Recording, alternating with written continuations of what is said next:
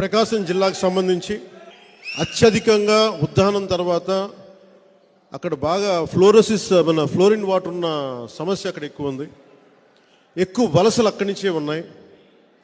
గనులు తవ్వుకెళ్ళిపోతున్నారు తప్ప ప్రకాశం జిల్లా నియోజకవర్గానికి ఏ ఒక్క నాయకులు పనిచేయట్లేదు.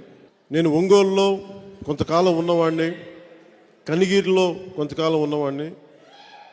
కనిగిరి నుంచి కూడా నేను ఎందుకు వెళ్ళిపోయామంటే మేము చిన్నప్పుడు అక్కడ ఫ్లోరోసిస్ ఉంటుంది, కాళ్ళు చేతులు వంకరపోతుందని చెప్పి మా నాన్న మమ్మల్ని తీసుకెళ్ళిపోయాడు అక్కడి నుంచి. ఆ రోజు నుంచి ఈ రోజు వరకు కూడా అక్కడ సమస్యలు అట్లాగే ఉన్నాయి. అభివృద్ధి అవకాశాలు నాయకులకు ఉన్నాయి కానీ ప్రజలకు లేదు. వలస లాగాలి ప్రకాశం జిల్లాకు సంబంధించి.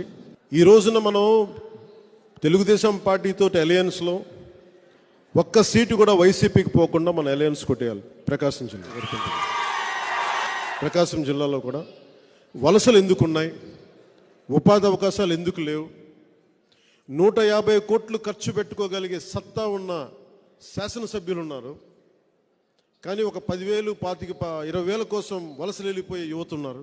నాయకులు బాగుపడుతున్నారు, గనులు అమ్ముకొని బాగుపడుతున్నారు, కాంట్రాక్టులు చేసుకొని బాగుపడుతున్నారు. యువత నలిగిపోతూ ఉన్నారు. మహిళలకు ఎదుగుదల లేకుండా ఉంది.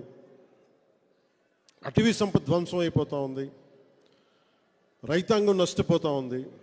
మీరు మన అలయన్స్ని కనుక మీరు మనస్ఫూర్తిగా ప్రకాశం జిల్లాలో మీరు నమ్ముతారని ఆశిస్తున్నాను, నమ్మితే మనస్ఫూర్తి అండగా నిలబడితే ప్రకాశం జిల్లాని ఇంకా వలసల బారిన పడకుండా, ఇంకెప్పటికీ కూడా ఈ ఫ్లోరోసిస్ బారిన పడకుండా సంపూర్ణ ఉద్దానం కోసం ఎలాగ కృషి చేస్తూ ఉన్నామో ప్రకాశం జిల్లా కోసం అలాగే కృషి చేస్తాం.